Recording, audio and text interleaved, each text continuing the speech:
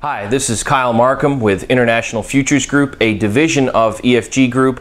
Want to give you some grains commentary for today, June the 26th, a Friday.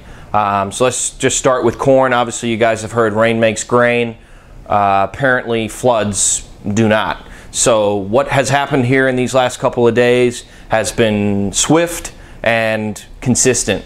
If anything, for corn price action, I think the best thing we've seen, get that market 2-3 lower in the overnight. The buyers are there, and they're there all day. Okay, obviously they've had help from what's been going on in the wheat and soybean markets, but the moral of the story is we've seen those condition ratings fall out of bed in the Eastern Corn Belt. We've got the conditions report coming. We had large fund shorts in the market.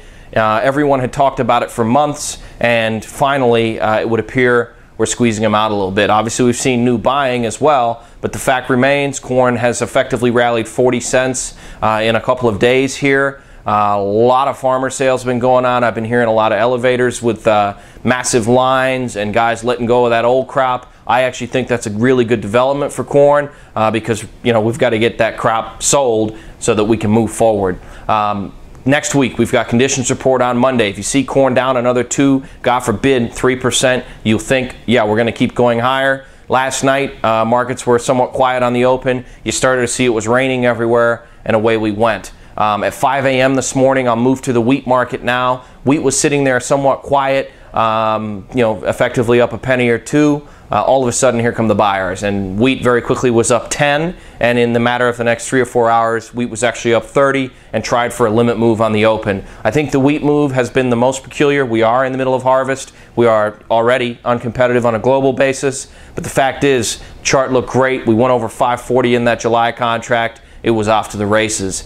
Corn went along with it, but I think a lot of this is it's just a mixture of things. We've got a technical development. We're squeezing the funds. We've got bad weather. It's kind of a tidal wave of information, and the market has reacted.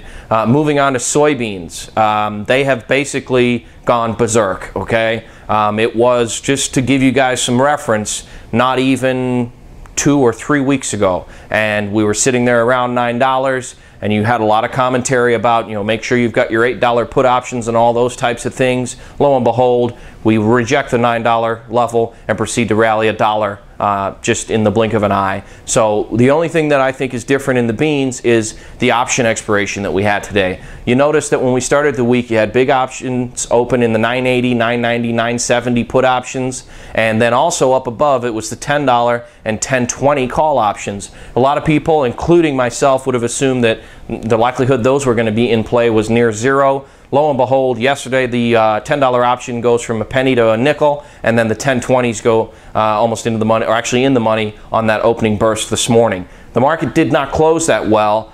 I think that's because of option expiration. They tried to pin it to the $10. Market settled at 10.02, but remember, we're at 10.24 on the open. So it was important we get rid of this option expiration. We've got to get rid of these July contracts.